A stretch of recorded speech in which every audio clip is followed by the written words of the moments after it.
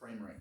Okay. So if you're shooting 24 frames per second, your shutter speed needs to be 50 or 24 frames per second. You can't get 48 exactly, so you'll have to go in increments of 5 or 10, whatever that is. So shutter speed needs to be 50 frames per second. If you wanted to shoot slow motion, how are you going to do that? You bump up the frame per second. Okay, so let's say instead of 24 frames per second, you're going to shoot 60 frames per second. So that means your shutter speed needs to be what? 120. 120.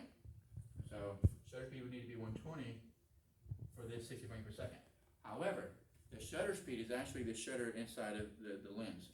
And so the faster that the shutter speed is, the less light is allowing into the sensor.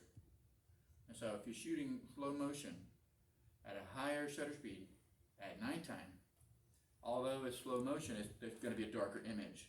So you're going to have to crank up aperture, which is your f-stop, or I guess you have to crank it down. And so the smaller the number, the wider that aperture lens is opening up.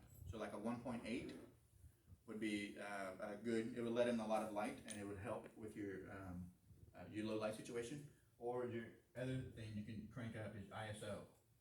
And so you don't want to go too high on ISO because it starts introducing artificial lighting, like the camera's putting its own lighting in it.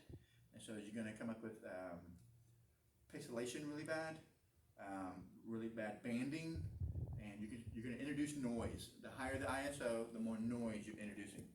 And so just be aware of those things in low light situations. Any questions? Cool. Okay. So that's it.